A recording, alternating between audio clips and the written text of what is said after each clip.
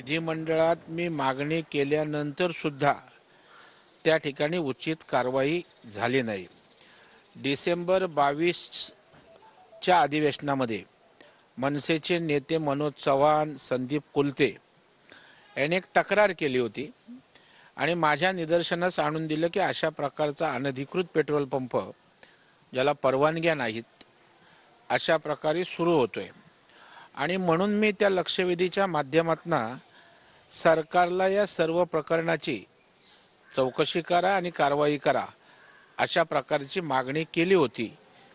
जर त्या ठिकाणी त्याच वेळेला त्या पेट्रोल पंपाला अनधिकृतपणे परवानगी दिली नसती तर तिथे हे होर्डिंगही उभं राहिलं नसतं आणि आज जो निरपराध 8 लोकांना त्या ठिकाणी जीव गमावावा लागलाय तो लागला नसता। आणि माझी तर आपल्या माध्यमातून सरकारकडे मागणी आहे की संबंधित रेल्वे पोलीस आयुक्त तेव्हा कोण होते, रेव्हेन्यूचे संबंधित अधिकारी कोण होते आणि महापालिकेच्या परवानगी देणारे जे संबंधित अधिकारी आहेत त्यांना तात्काळ SIT लावून चौकशी करून गुन्हा दाखल झाला पाहिजे आणि त्यांना अटक केली पाहिजे। याचं कारण तुम्ही होर्डिंगवाल्या कुठल्या तरी मालकाला आणणार त्याच्यावर तर कारवाई कराच, परंतु परवानग्या देणारेही तितकेच जबाबदार आहेत। म्हणून या संबंधित 3-4 यंत्रणांच्या अधिकाऱ्यांची SIT मार्फत त्या ठिकाणी चौकशी व्हावी आणि अशा प्रकारच्या गोष्टी पुन्हा मुंबईसारख्या गजबजलेल्या शहरात होणार नाहीत याची काळजी घेण्याची आवश्यकता आहे।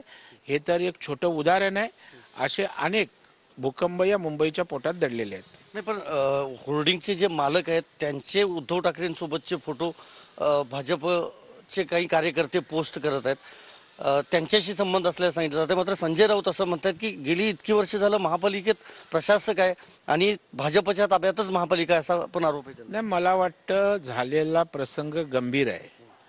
आरोप प्रत्यारोप करण्यापेक्षा या गोष्टी घटना घडायला कोण कारणीभूत आहे, फोटो आला तर त्यांचे संबंध त्या ठिकाणी तशा अर्थाचे आहेत का, परवानगी संदर्भात हितसंबंध काही कामाला आलेत का, हे त्या ठिकाणी तपासावं।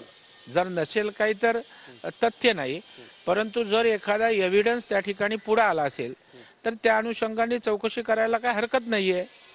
कारण दुसऱ्यावर आरोप करत असताना आपल्या नेतृत्वाबरोबर या आरोपीचे फोटो दिसत आहेत यापासून तुम्हाला लांब कसं काय पळता येईल ना।